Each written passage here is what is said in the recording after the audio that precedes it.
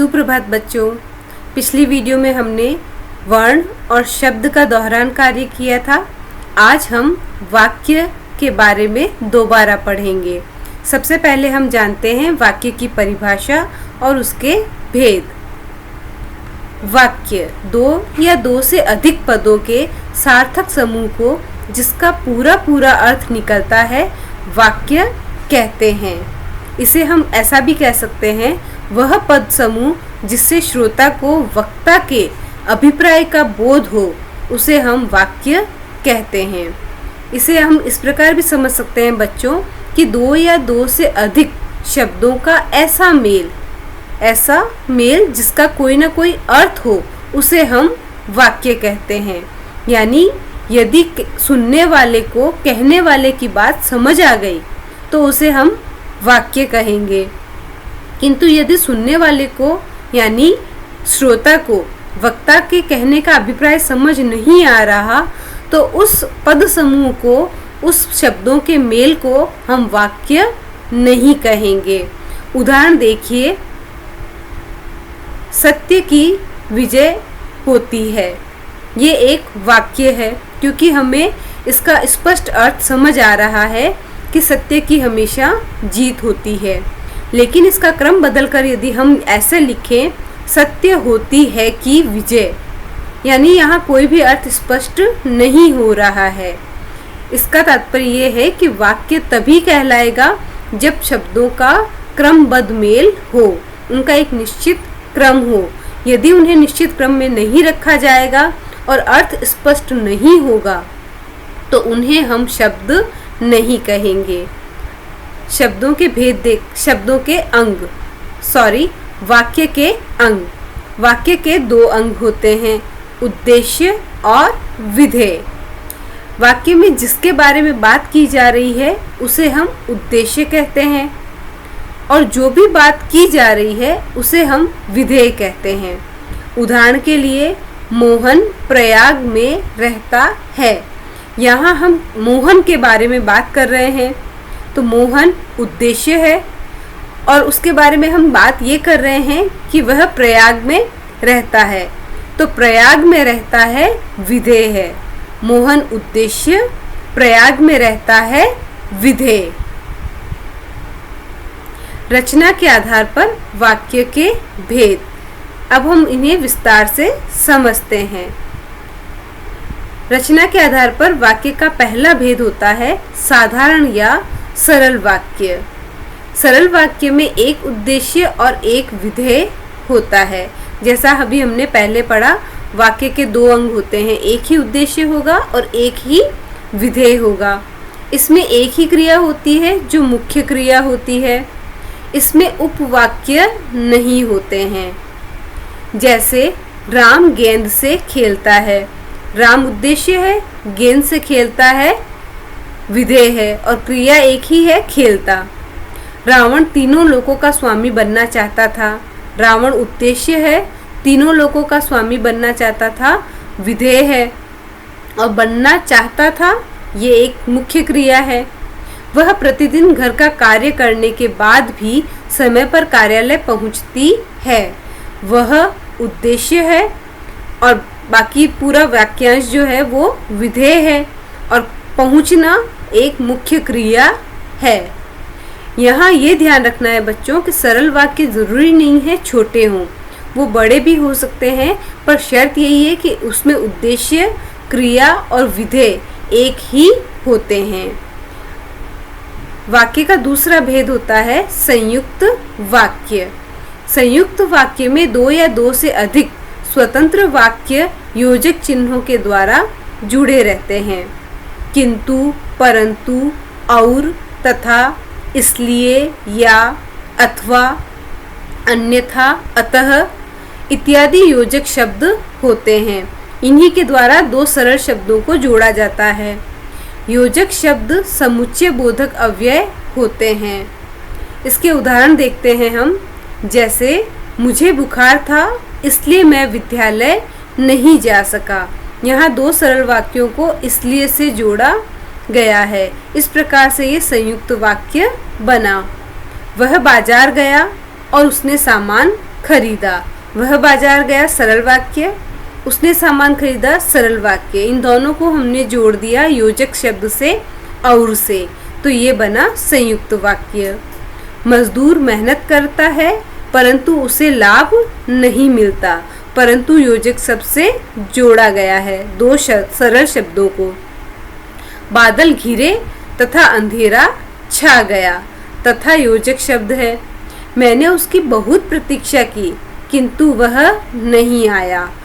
तो यहाँ ध्यान रखना है बच्चों, इसलिए, और, परंतु, तथा, किंतु ऐसे योजक शब्दों से जुड़े वाक्यों को हम संयुक्त वाक्य कहते हैं।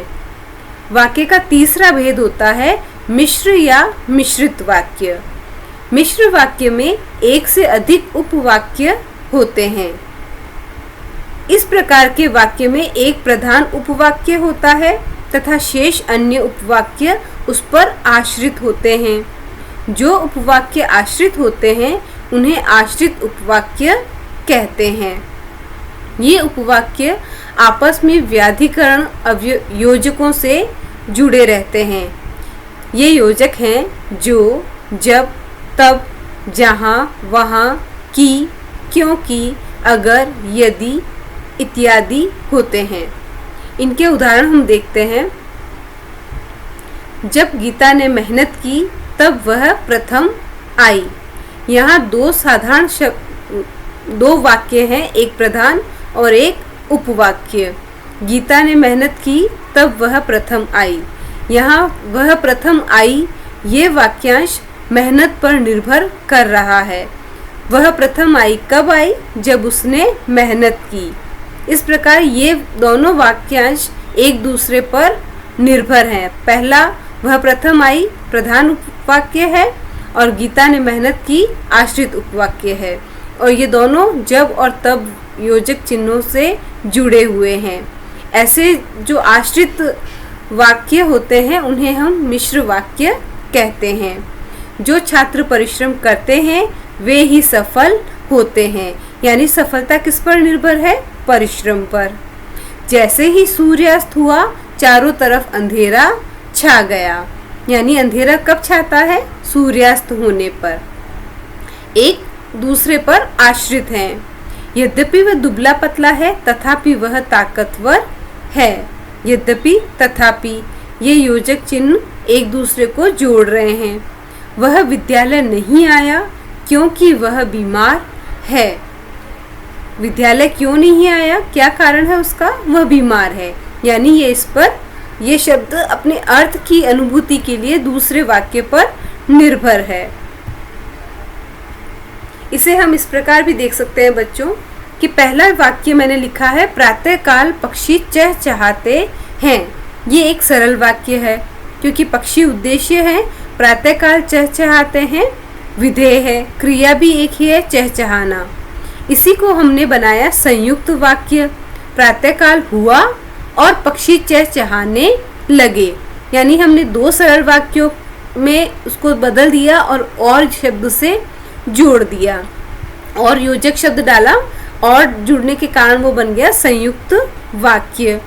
उसी को हमने मिश्र वाक्य बनाया। जब प्रातःकाल हुआ तब पक्षी चहचहाने लगे, यानी पक्षी कब चहचहाने लगे? जब प्रातःकाल हुआ, यानी एक वाक्य दूसरे वाक्य पर आश्रित है।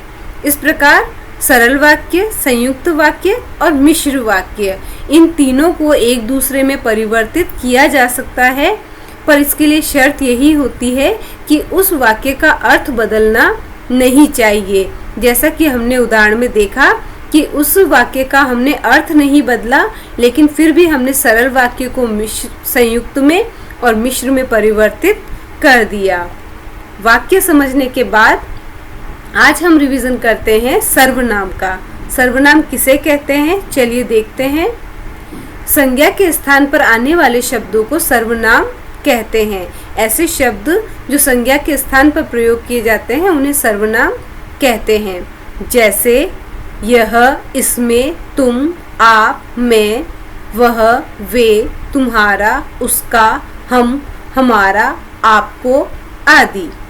संज्ञाओं की पुनरावृत्ति को रोकने और भाषा के सौंदर्य की दृष्टि से सर्वनाम का प्रयोग महत्वपूर्ण है। यानी सर्वनाम का प्रयोग हम क्यों करते हैं? संज्ञाओं की पुनरावृत्ति को रोकने के लिए और भाषा का सौंदर्य बढ़ाने के लिए। उदाहरण देखिए, भगवत गीता महाभारत के भीष्म पर्व में आती है। भगवत गीता 18 अध्यायों का ग्रंथ है। भगवत गीता में निष्काम कर्म को वास्तविक जीवन मार्ग बताया गया है। इस प्रकार बार बार भगवत गीता बोलने पर सुनने में थोड़ा अजीब लगता है, इसलिए हमने भगवत गीता के स्थान पर सर्वनाम शब्दों का प्रयोग करके दोबारा लिखा। भगवत गीता महाभारत के भीष्म पर्व में आती है। यह 18 अध्यायों का ग्रंथ है। इसमें निष्काम कर्म को वास्तविक जीवन मार्ग बताया गया है। इस प्रकार यह और इसमें सर्वनामों का प्रयोग करने के कारण यह अनुच्छेद, यह वाक्यांश बहुत अच्छा लगने लगा है। अब देखते हैं सर्वनाम के भेद।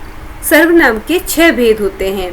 पुरुषवाचक सर्वनाम, निश्चयवाचक या संकेतवाचक सर्वनाम, अनिश्चयवाचक सर्वनाम, संबंधवाचक सर्वनाम, प्रश्नवाचक सर्वनाम और निजवाचक सर्वनाम।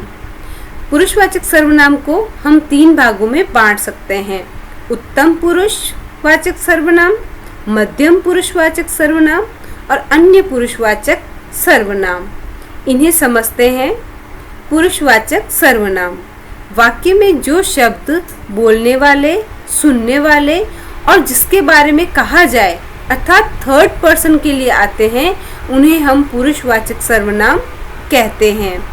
पहला देखिए, उत्तम पुरुषवाचक सर्वनाम यानी बोलने वाला, वक्ता, जो बात कह रहा है उसे हम उत्तम पुरुष कहते हैं। इसके लिए किन सर्वनामों का प्रयोग होता है? मैं, हम, मुझे, मैंने, हमने, हमें, हम सब आदि। इनका प्रयोग हमेशा जो अपनी बात कह रहा है उसके लिए किया जाता है। मध्यम पुरुषवाचक सर्वनाम यानी सुनने वाला, श्रोता, जिससे बात कही जा रही है। तुम, तू, तुम्हें, तुझे, आप, आपको आदि। अन्य पुरुषवाचक सर्वनाम जिसके बारे में कहा जाए यानी जिसके बारे में हम बात कर रहे हैं, उसके लिए किन सर्वनाम शब्दों का प्रयोग होता है? वह, वे, उसे, उन्हें, उसने, उन्होंने आदि। जैसे मैंने राजेश से कहा, तो मैंने उत्तम पुरुषवाचक सर्वनाम, क्योंकि मैं अपनी, जो बोलने वाला है वो अपनी बात कर रहा है। वह दुबई में रहता है यानी अन्य पुरुषवाचक सर्वनाम।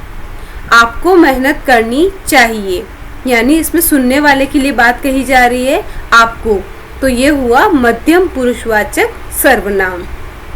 सर्वनाम का दूसरा भेद होता है निश्चयवाचक सर्वनाम। जिन शब्दों का प्रयोग दूर या नजदीक की वस्तुओं, व्यक्तियों या घटनाओं का निश्चित बोध कराने के लिए होता है, उन्हें निश्चयवाचक सर्वनाम कहते हैं। या इसे हम इस प्रकार भी कह सकते हैं, जिन शब्दों द्वारा किसी निश्चित वस्तु या व्यक्ति की ओर संकेत किया जाता है, उन्हें निश्चयवाचक सर्वनाम कहते हैं। उदाहरण देखिए, यह तुम्हारी पुस्तक है, वह मेरी पुस्तक है। हम एक निश्चित पुस्तक की ओर इशारा कर रहे हैं, संकेत कर रहे हैं। वह मेरा घर है, यह तुम ले जाओ। वह मेरे चाचा जी हैं, यह नहीं, वह दवाई चाहिए। यानी हम संकेत करके बता रहे हैं, मुझे ये नहीं, वह दवाई चाहिए। वह मोहन नहीं, सोहन है। इस संबंध में कुछ ध्यान रखने वाली चीजें ये है बच्चों कि यह और वह शब्द अन्य पुरुषवाचक सर्वनाम में भी आते हैं और निश्चयवाचक या संकेतवाचक सर्वनाम में भी। लेकिन ध्यान रखना है कि जब किसी की ओर इशारा करके कहा जाए तो वो निश्चयवाचक सर्वनाम होता है, और जब सामान्य रूप से किसी का जिक्र होता है तो वह अन्य पुरुषवाचक सर्वनाम होता है। सर्वनाम का तीसरा भेद है अनिश्चयवाचक सर्वनाम। जिन शब्दों से किसी निश्चित वस्तु, व्यक्ति या घटना का बोध नहीं होता, वे शब्द अनिश्चयवाचक सर्वनाम कहलाते हैं। जैसे कोई, कुछ, कहीं, किसी, सभी, हर कोई, कई। उदाहरण देखिए, पानी में कुछ गिरा है। कुछ अनिश्चित सर्वनाम है क्योंकि हमें नहीं पता चल रहा कि पानी में क्या गिरा है, कुछ भी निश्चित नहीं है। तुमसे मिलने कोई आया है। कोई अनिश्चित वाचक सर्वनाम क्योंकि नहीं पता कौन आया है।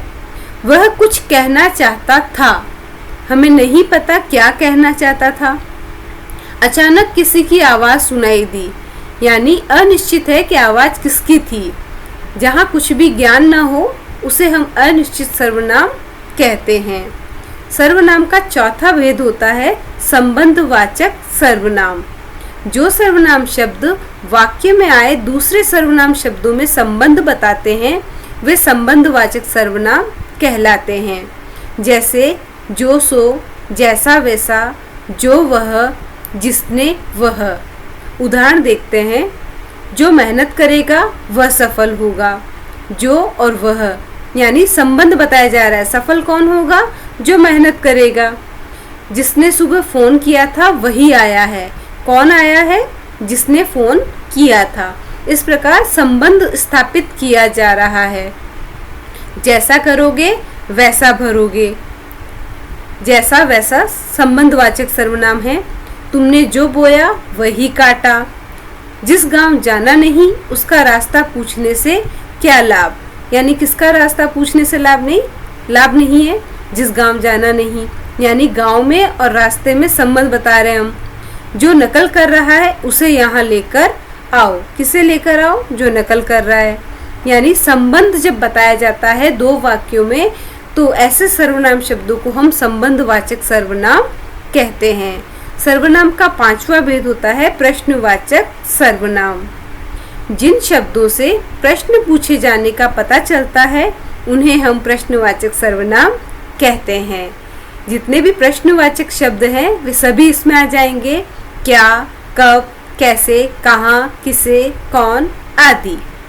उदाहरण देखिए, आप कहाँ जा रहे हैं? कहाँ प्रश्नवाचक सर्वनाम। पत्र में क्या लिखा है? क्या प्रश्नवाचक सर्वनाम। ट्रेन कब आएगी? कब प्रश्नवाचक सर्वनाम। वहाँ कौन खड़ा है? कौन प्रश्नवाचक सर्वनाम। सर्वनाम का अंतिम भेद होता है निजवाचक सर्वनाम। जो शब्द वाक्य में कर्ता यानी कार्य करने वाले के साथ अपनापन बताते हैं उन्हें निजवाचक सर्वनाम कहते हैं। यानी जब बोलने वाला अपने लिए किसी सर्वनाम शब्द का प्रयोग करता है स्वयं के लिए तो उन्हें निजवाचक सर्वनाम कहते हैं। निज यानी खुद के लिए। ये होते हैं खुद, स्वयं, अपने आप। उदाहरण देखें, मैं यह काम खुद कर लूँगी। उसने स्वयं ही बता दिया। बालक अपने आप सो जाएगा। मैंने यह चित्र खुद बनाया है। यानी निजत्व का आभास हमें होता है तो उसे हम निजवाचक सर्वनाम कहते हैं। आज के लिए इतना ही।